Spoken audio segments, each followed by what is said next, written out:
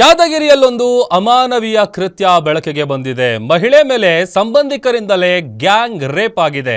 ಯಾದಗಿರಿ ತಾಲೂಕಿನ ಹಳ್ಳಿಯೊಂದರಲ್ಲಿ ನಡೆದಿರುವಂತಹ ಘಟನೆ ಇದು.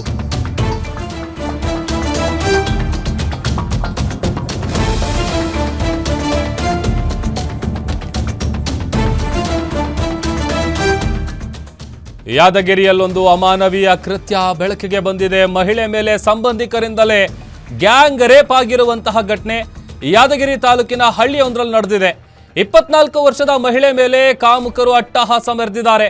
ಪ್ರೀತಿ ಮಾಡುವ ವಿಷಯ ಕುಟುಂಬಸ್ಥರಿಗೆ ಹೇಳಿದ್ದಕ್ಕೆ ರೇಪ್ ಮಾಡಲಾಗಿದೆ. ಮಹಿಳೆ ಬಹಿರ್ದೆಸೆಗೆ ತೆರಳಿದಾಗ ಇಬ್ಬರು ಯುವಕರಿಂದ ಅತ್ಯಾಚಾರ ಎಸಗಲಾಗಿದೆ. ಕಾಮುಕರಾದ ಬಸಪ್ಪ ಹಾಗೂ ರೆಡ್ಡಪ್ಪ ಅವರಿಂದ ಈ ಅತ್ಯಾಚಾರ ನಡೆದಿರೋದು.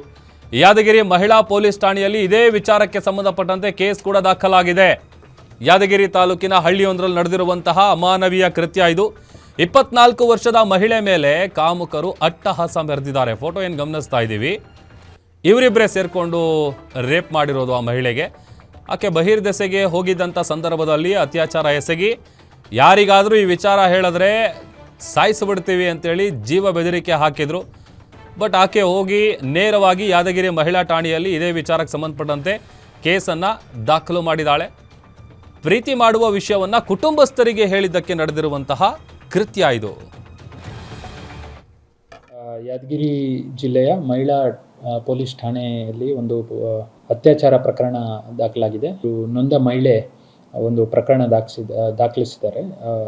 ಆರೋಪಿ ಬಸಪ್ಪ ಮತ್ತು ರೆಡ್ಡಪ್ಪ ಅಂಥೇಳಿ ಅವರು ನನಗೆ ಬಂದು ಅತ್ಯಾಚಾರ ಮಾಡಿದ್ದಾರೆ ಅಂಥೇಳಿ ನಿನ್ನೆ ಅಂದರೆ 3ನೇ ತಾರೀಕು ಏಪ್ರಿಲ್ ಸುಮಾರು 7:30 8 ಗಂಟೆ ಸಮಯದಲ್ಲಿ ನನಗೆ ಅತ್ಯಾಚಾರ ಮಾಡಿದ್ದಾರೆ ಅಂಥೇಳಿ ಕಂಪ್ಲೇಂಟ್ ಬಂದಿದೆ.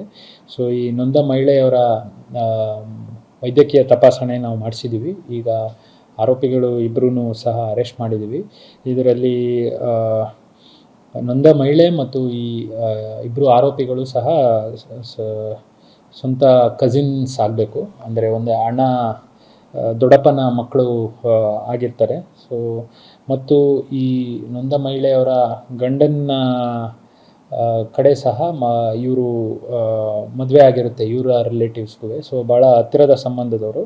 ಸೊ ಇದರಲ್ಲಿ ಅವರ ಕಂಪ್ಲೇಂಟ್ನಲ್ಲಿ ದಟ್ ಈ ನೊಂದ ಮಹಿಳೆಯವರು ಅವರ ಗಂಡನ ತಂಗಿ ಜೊತೆ ಈ ಆರೋಪಿ ಒಂದು ಬಸಪ್ಪ ಅನ್ನೋರ್ದು ಸಂಬಂಧ ಇದೆ ಅಂತ ಹೇಳಿ ಇದ್ರ ಬಗ್ಗೆ ನಾನು ಇಬ್ಬರು ಕುಟುಂಬಗಳ ಮಧ್ಯೆ ಹೇಳಿದ್ದೀನಿ ಅನ್ನೋದರಿಂದ ಆ ಒಂದು ವೈಷಮ್ಯದಿಂದ ನನಗೆ ಕರ್ಕೊಂಡು ಅತ್ಯಾಚಾರ ಮಾಡಿದ್ದಾರೆ ಅಂತ ಹೇಳಿದ್ದಾರೆ.